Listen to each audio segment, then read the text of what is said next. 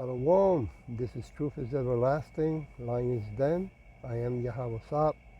I camp out with Lion's Den, Hawan Ben Joshua in Jacksonville, Florida. But first, I like to give a prayer to the Father, to the Son, to the elders, to the Akims, and to the women and children in Paleo Hebrew. Kal Halayim La Yahweh Bahashem Yahweh Shai Bahashem Ha Rokah Rodash Mahama. In the name of Yahweh Shai, in spirit and holy and in truth.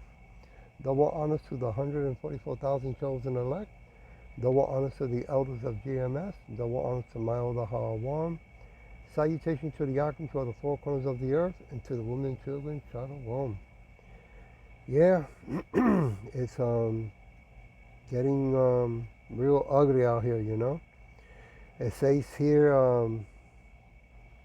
how existing became a luxury. The cost of living crisis in 2025. And you know, the sad thing is, it's going to get worse, right? And 2/3 of our people, the so-called Negros, Latino, and speckled birds, are not taking the time to look into why this is happening, right? So it's going to make them more frustrated, and more chaos is going to increase. The title of this lesson is called That You Walk Circumspectly, Slakia, not as fools, right? Because if you thought that all we had to do is live in this wicked world and just work, right, just for the Edomites and keep being slaves, no. We have a much bigger job to do while we're still, you know, living. I'm going to play a little bit of it, and then we'll go into the lesson. Here we go. The earth is flat or round. Bro, the cost of living is insane right now.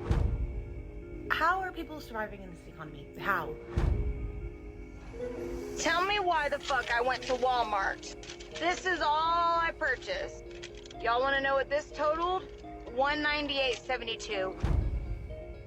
Can somebody tell me how you can be paying $2,000 in rent for the past few years, but you can't get approved for a $1,500 mortgage? I'm not gonna lie. Living life in 2025, it gotta be some of the most complicated shit ever. Between the economy crisis and tariffs affecting prices, it's getting harder and harder to stay ahead. Why simply existing in 2025 is a luxury lifestyle. I'm not trying to come across ungrateful or unhappy or cynical or anything like that, but I have a question. What in the hell has happened to cost of living increases? The way the cost of living has gone up is fucking crazy. The cost of simply existing has hit ridiculous levels. Rent, skyrocketing, groceries, draining wallets faster than ever. Bills, outpacing paychecks. People are working harder, earning less, and somehow spending more just to keep up. The high cost of living isn't just an inconvenience, it's a crisis. I need to rant here. Can someone please explain to me why simply existing in 2025 is a luxury lifestyle? Like, I didn't book a vacation, I didn't go on a shopping spree, I just woke up, breathed some air, and suddenly I'm down $147.22. At this point, I'm not even living paycheck to paycheck. I'm literally living vibe to vibe. I sneeze wrong, and my bank account goes into freaking fight or flight mode. Okay, if you are a single person or a couple and you pay rent, have a mortgage, pay car notes, and also pay for childcare, can y'all please stitch this video or comment below and tell me how y'all are doing in the year of 2025? Because I don't understand how y'all are doing this in the year of 2025. Like, what? Like, if y'all's mortgage or rent is $1,300, then your childcare, I've heard, is between like $900 to like $1,400. So mortgage $1,300, childcare probably like $1,200, and then car notes, I don't even know how much it would be like. And then like that's not even including groceries, gas, electricity, Wi-Fi, insurance, phone bill. What? Like trash. What else people have? Water, yard, HOA. Like, I'm trying to think. I mean, I don't even know. How are y'all doing this? Do y'all have parents that help y'all out? Do y'all put stuff on credit card? Is the government what are we doing? What are we doing? How are y'all doing this? I just don't think it's fair that you charge me 25% interest on the money that you loan me when you already take 30% out of my check. You know, I ain't got no G-string and I ain't out there making no tips, you know. Welcome to the stripping game, partner. Look, you ain't nothing. All you do is spin record. That's all you do. Who you think he is? DJ Quick? No, huh? No, I ain't say Kid Capri? I didn't say huh? Oh, you must be Jimmy Walker. Look, you ain't nothing. You don't deserve nothing. You don't get nothing. You get what I give you. I got a contract between me and you that say you do what I tell you to do. Therefore, shut the fuck. Don't say nothing. Don't speak to me. There you go. You know, I mean, we can laugh, or I can laugh at it at this moment, but, you know, things are hitting hard to everyone, to all of us, the so-called Negros, Latinos, American speckled birds, right? I want to go to Ephesians chapter 5, verse 15. See then that ye walk, let's see if I can pronounce this right, circumspectly, not as fools, but as wise, right? Because getting caught up to the things of this world only, I mean, having an apartment, the rent is expensive, electricity, right, grocery.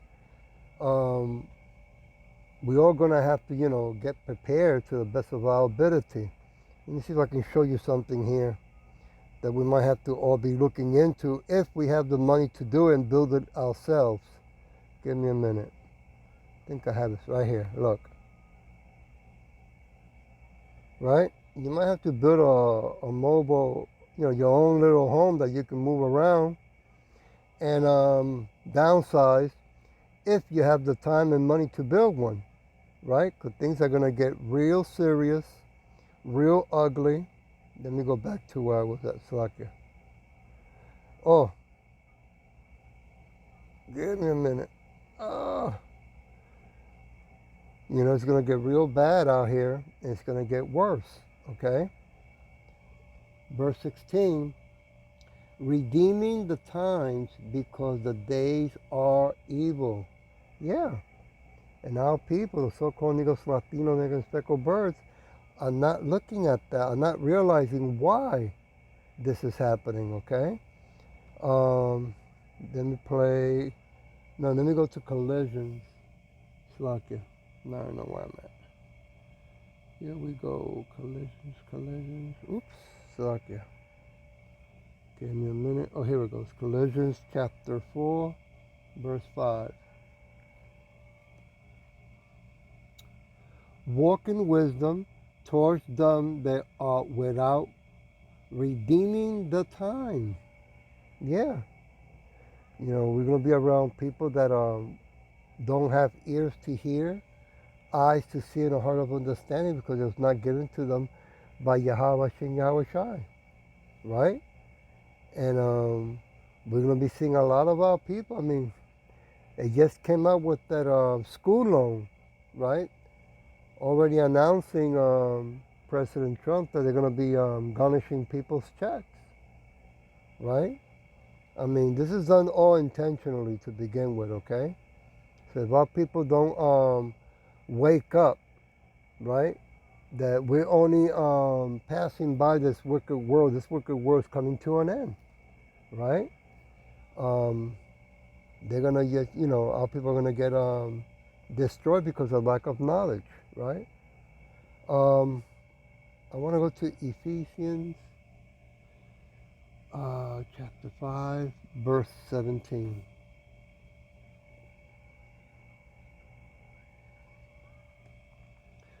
Wherefore be ye not unwise, but understanding what the will of Yahweh Shai is, right? So by knowing the will, right, through the Son, you will know the will of the Father. Okay, our people, they think that they were just born and that was it. They don't know they have a history that goes way, way back, right? It is in the Bible. And the Bible only belongs to the so-called Negros, Latinos, and speckled birds, right? Not to the whole world. So, okay, I want to go to First Thessalonians.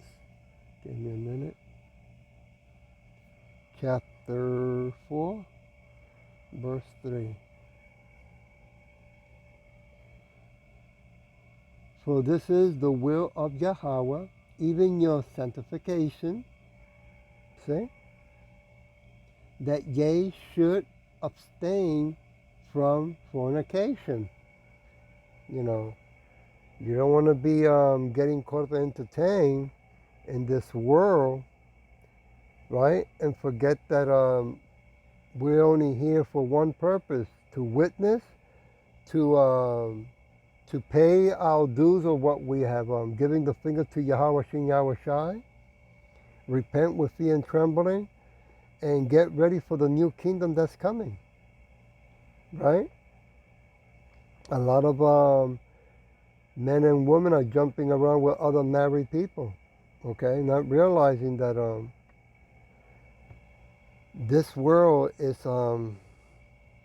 it's getting smaller and smaller by the day, and that's great news for us. Bad news for the Edomites. I want to go to verse 4. That every one of you should know how to possess his vessel in sanctification and honor, right? Sanctification, consecration, purification, really talking about the sanctification of the heart, of the mind, and life, right? Now, living in this wicked world, which is not our kingdom, and living in this sinful body, we only do the best of our ability, okay? That's how come Yahweh sent his begotten Son, right? Yahweh Shai, so that by coming back to him, and doing the work to the best of our ability, we can, you know, receive mercy. And we're going to need mercy big time. Romans chapter 6. Give me a minute. Romans chapter 6, verse 19.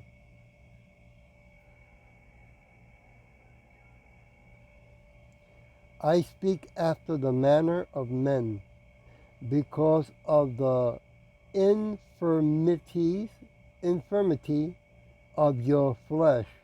For as ye have yielded your members servants to uncleanness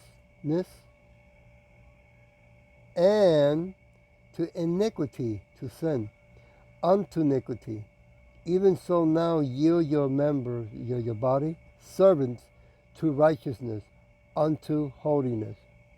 And we practice that every day, day and night, right, to the best of our ability.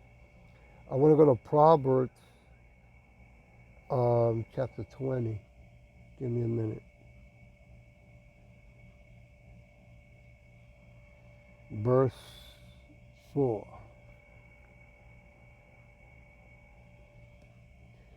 The sluggard, the lazy, will not plow by reason of the cold. Therefore shall he beg in harvest and have nothing. Right? So, you know, when you are called, right, in the name of Yahweh Shem Yahweh Shai, it's a beautiful thing, number one. And number two, when you do the work, you're building spiritual credit in the name of Yahweh Shem Yahweh Shai. So then that way when we call him, right, he will respond and help us and protect us, right? Even though the people that we have close by us as well. I'm going to jump to verse 24. Give me a minute. Men's going are of Yahweh. How can a man then understand his own ways? That's right. Yahweh Shem Yahweh Shai control all things. Always have and always will. The thing is that our people, right, the so-called Negros, Latino, and speckled birds, believe that they have free will. No, we don't have free will. If we have free will, how come we can't stop from getting old? If we have free will, how come we can't stop from dying? Right? So, they don't see that.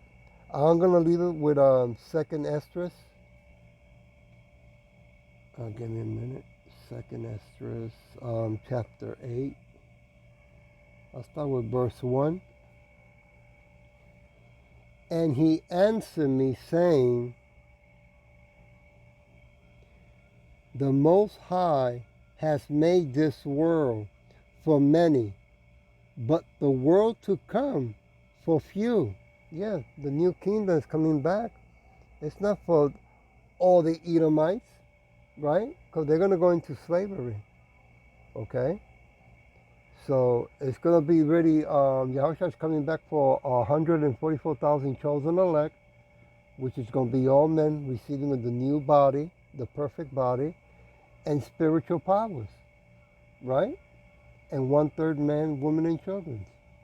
Verse 2, I will tell thee a similitude. Similitude, that's the quality or state of being similar to something, right? So this is, we live in this wicked world that we live in is really more artificial than natural, okay? It does not go in harmony with nature at all. It goes against nature, against God's laws.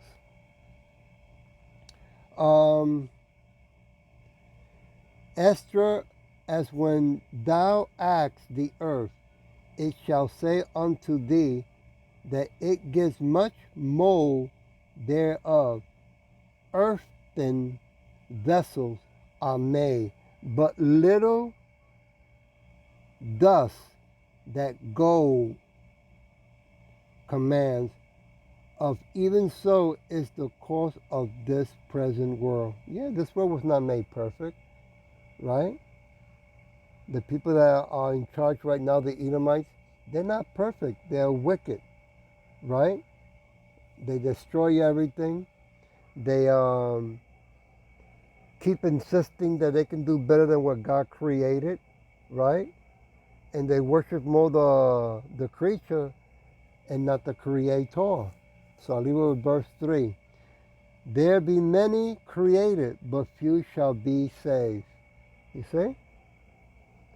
So knowing that will want to push you, you so-called Negros, Latinos, and speckled birds, to look into your history, who you are, where you come from, and what is your purpose, right?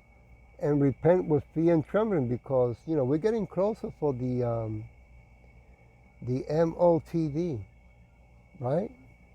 The microchip that they want to put in all of us, right? The charagma. They want to turn all of us into cyborgs. I hope that this was edifying, and with that I'll say, Shalom.